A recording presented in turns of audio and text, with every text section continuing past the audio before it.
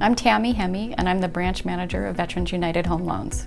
I run the office here in the Puyallup branch, but my duties are a whole bunch of different things. I make sure everyone's happy, but I'm also a producing manager, so I do bring in loans, and I do loans myself personally. Oh, I like to do all kinds of things outside of work. I love the water, so I like to go boating. I love gardening, and I've got 2 bulldogs, so they're always keeping me busy running around and entertaining me pretty much 24/7.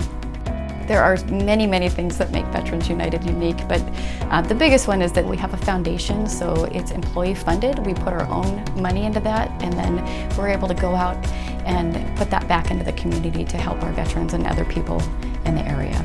My favorite VU moment is our corporate foundation donated $68,000 to a veteran who had been wounded. He was not able to walk, and he needed a truck to get to work, and he needed one that was customized for him. So we went up and met him. He didn't know we were coming, and we gave him that $68,000 check so that he could have that truck that he needed to make a living. I do what I do because I love helping people, and helping people get into homes is the biggest purchase that they'll typically ever make. And it just gives you a great feeling to be able to watch somebody make that purchase for their family.